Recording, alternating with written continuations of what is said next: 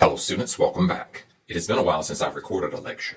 For you, the last lecture was probably earlier today or yesterday.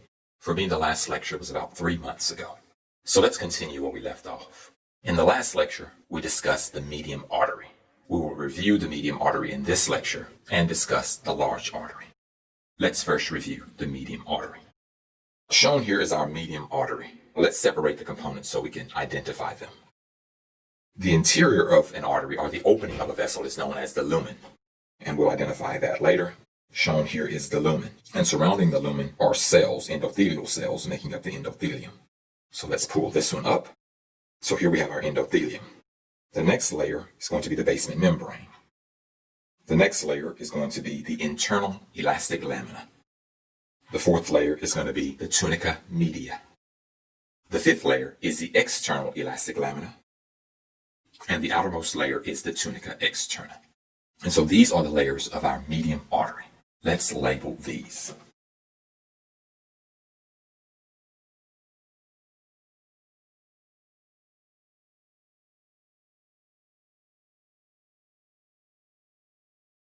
And so shown here are the layers of the medium artery. We will copy the medium artery and use it as a template to identify the layers of the large artery.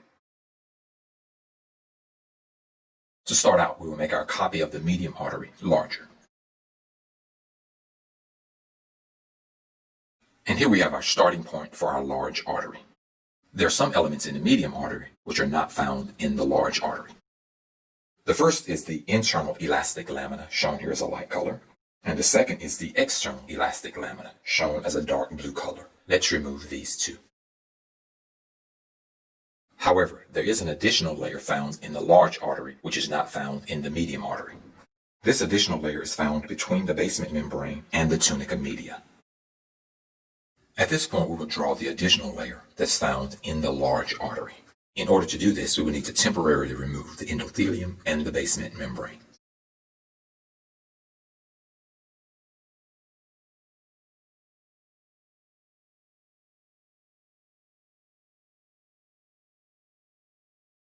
Here we have our additional layer to the large artery.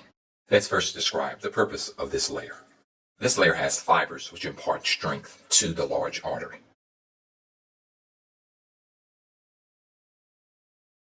I've tried to represent those fibers here. Now let's bring back our basement membrane and our endothelium. Before continuing, I need to make one additional point. We mentioned at the outset that the elastic lamina, the internal and the external, do not exist in the large artery. However, they do exist, but they're not visible microscopically. Let's indicate that here.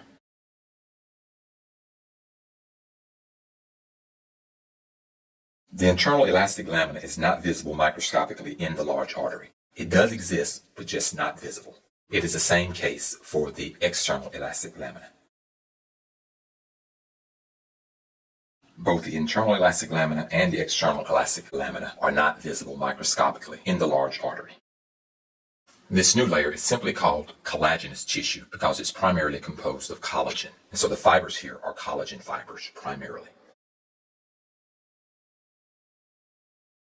And so this completes all of our layers to the large artery.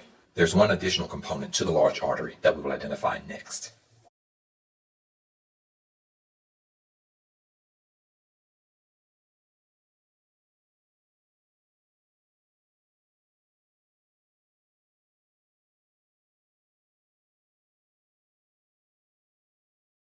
Now we've drawn all of our items.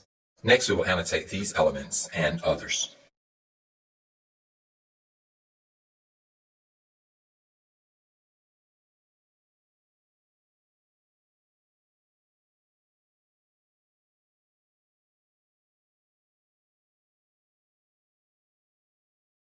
Represented here is oxygenated blood. Arteries normally carry oxygenated blood. This is not always the case, but it occurs usually. And we've already mentioned the opening of the blood vessel is called the lumen. And we've annotated that here. Shown here is a blood vessel which supplies blood to blood vessels. And shown here is a nerve which innervates these large blood vessels. In smaller blood vessels, the blood in the lumen can diffuse into the blood vessel to supply them with oxygen. However, for the large blood vessels, the luminal blood can only supply about half of the blood vessel. The outer half needs to be supplied by its own arterial supply. And these vessels are shown here. So let's annotate what this vessel does.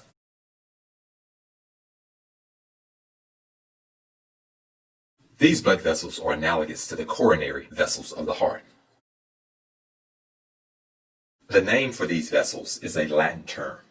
But before giving you that name, I'm going to give you the literal meaning. The literal meaning of the term is vessels to the vessels.